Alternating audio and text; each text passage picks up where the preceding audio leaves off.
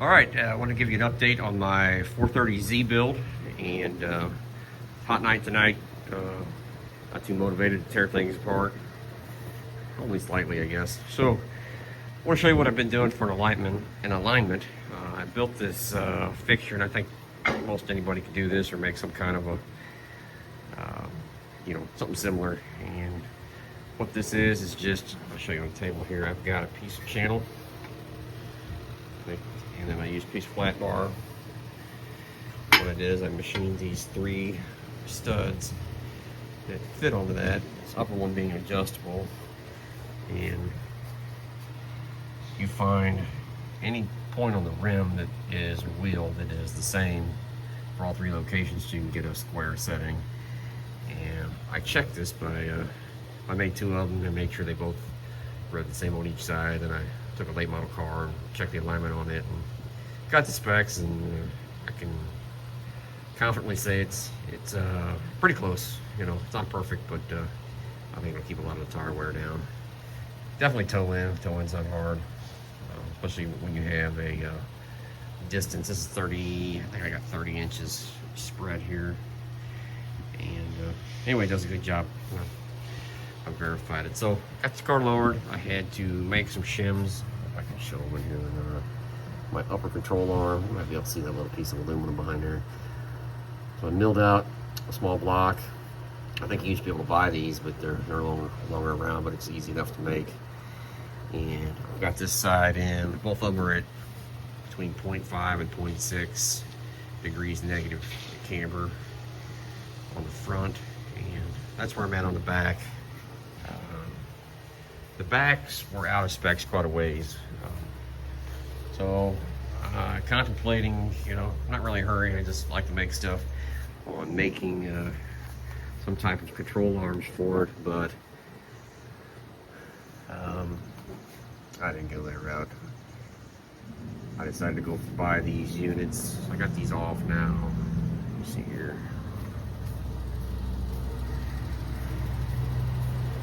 And here they are on the table. So these are rear upper control arms for the Z, and these were made by a company called, it's SPC. I've never heard of them before, but I found them on the internet. And a company out of Texas, I think it was Z Concepts. Hopefully I didn't say their name wrong, but anyway, the price was really good, and they look built well enough. I see you see them for titanium, and you see them made out of all kind of exotic metals, but reality in my mind that I'm not pushing 1,000 horsepower. These fairly stout, and they're just out of gauge metal. I think my abuse will be able to be handled by these. But anyway, I want to show you these, and what I'm going to try to do, experiment, is I took my gauge and I had it on the back. I got all 4 wheels, before and after, and I'm going to try to set these up, build the camber into it, unload it, load the car, take it for a drive, and come back and redo the rear camber and see where it sets. But either way, with these now, we'll turn the car and turn this nut here, inner nut, and what it'll do is it reverse threads between the inner and the outer housing. Will drive this bushing further away from the other end. Same thing with that one. I'm sure everybody understands that. But want to get it going here, get that on it. Hopefully this week, I can get to actually spend some time behind the wheel. Got a windshield on the way.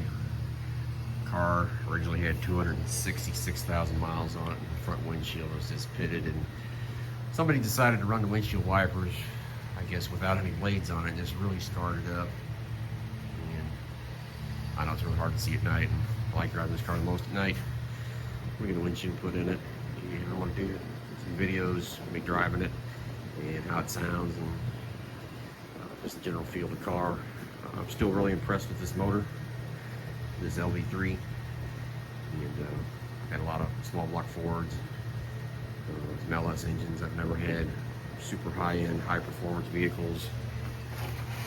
They sound great. I'm too practical for that. I just like a tossable car that is fun, and I'm too cheap to spend buku dollars on something that I don't think makes you smile anymore. But anyway, that's my philosophy. So once I get it on the road again here, I'm shooting to get something ready to go by end of this week. Maybe I can shoot some videos of driving. I've had several people request that. So it's a neat sounding little car.